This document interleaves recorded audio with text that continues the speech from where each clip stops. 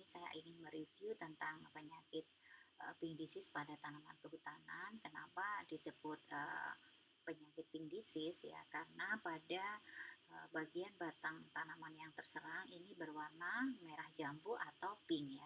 Dan patogen penyebab pink disease ini dari golongan jamur Pellicularia itu ada Pellicularia salmonicolor, Upacia salmonicolor, dan Coltisium salmonicolor ya. Nama terakhir inilah yang saat ini diberlakukan. Kita tahu bahwa Coltisium salmonicolor itu dia dapat masuk ya ke dalam jaringan tanaman ini melalui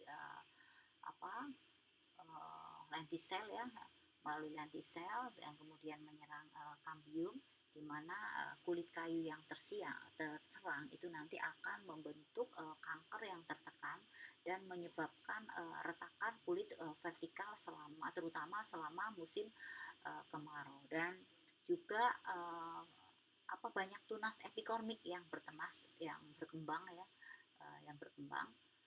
pada bagian batang yang sehat di bawah kankernya. Ini merupakan morfologi dari koloni Coltisium salmonicolor. Ini merupakan hasil koleksi dari Pusat Penelitian dan Perkebunan Cimanggu Bogor yang menunjukkan dicirikan ya bahwa Coltisium salmonicolor ini koloninya berwarna putih ya. Koloni patogen yang menyerang batang ini terlihat tebal dan dari hasil pengamatan mikroskopik diketahui bahwa hifanya ini tidak bersekat dengan lekukan percabangan yang sangat khas, dan ditemukan juga ada dua spora seksual ya, ada dua spora yaitu spora seksual maupun aseksual. Yang seksual itu ini ya berupa Basidiospora ya, berbentuk Basidiospora ya berbentuk seperti buah per atau piriform. Sementara yang spora aseksualnya ini berupa Conidiospora ya, berbentuk jorong dan tidak teratur, dan ukurannya juga tidak tertentu. Tanaman inang dari Coltisium salmonicolor itu cukup banyak ya, diantaranya ada tanaman jati, karet, ya, nangka, jamu, damar, mangium, dan kaya. Dan juga diketahui masih banyak ya patogen lainnya ya, di mana tercatat mempunyai patogen ini mempunyai lebih dari 140 tanaman inang ya. Mempunyai 140 tanaman inang.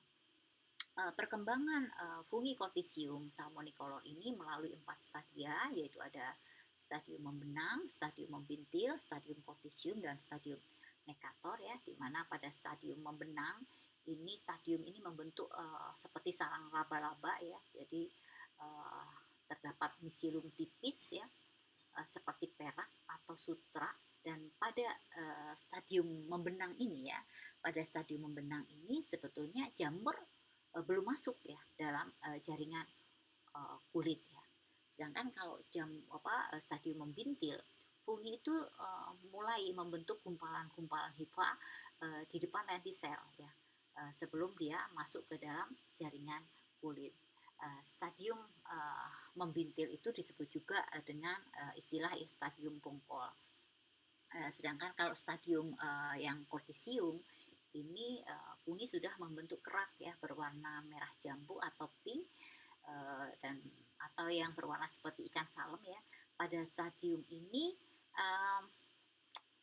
jaringan tumbuhan yang sudah berada di bawah kerak itu sebetulnya sudah membusuk ya.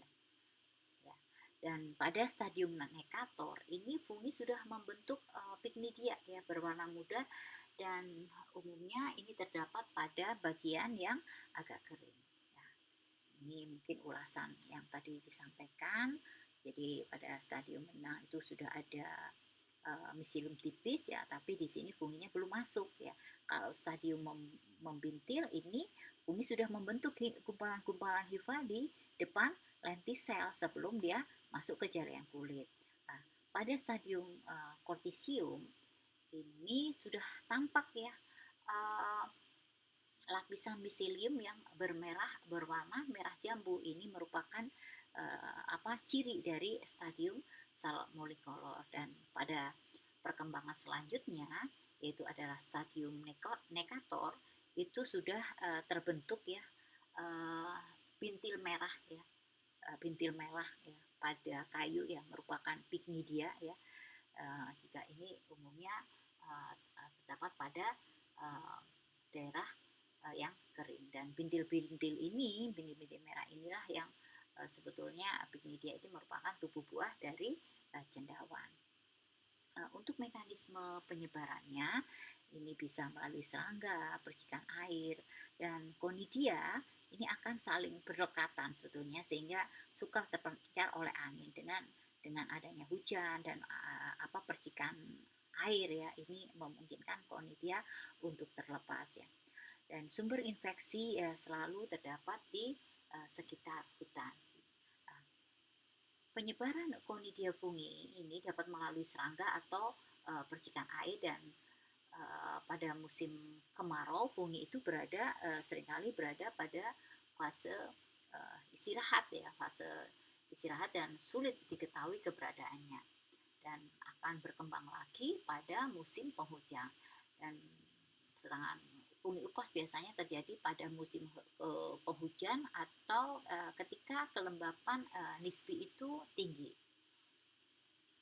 Kenapa pada musim kemarau fungi ini istirahat? Ya karena pada musim kemarau kelembapan nisbinya rendah ya, tidak mendukung untuk perkembangan hidupnya. Nih ya, kalau Phasidiospora ini dibentuknya malam hari ya, Conidium necator, Conidium berlekatan ini sulit disebarkan oleh angin. Untuk pengendalian yang direkomendasikan untuk mengendalikan penyakit pink disease ini secara kultur teknis, ini mungkin bisa mengarah ke budidaya tanamannya ya, juga penggunaan bibit yang sehat, pengaturan jarak tanam, pemupukan, dan terutama pengamatan atau monitoring secara teratur. Dan untuk pengendalian secara mekanik fisik ya, sanitasi bagian yang terserang dan sisa tanaman kayu yang terinfeksi ini harus dimusnahkan. Dan jika bagian-bagian yang terserang itu dipotong, selanjutnya olesi bagian potongan itu dengan fungisida ya, untuk mencegah masuknya fungi-fungi yang lain. Nah, ini untuk pengendalian hayati kita bisa menggunakan beberapa mikroorganisme agensi hayati ya, mikroorganisme antagonis yang telah terbukti untuk mengendalikan jamur upas ini.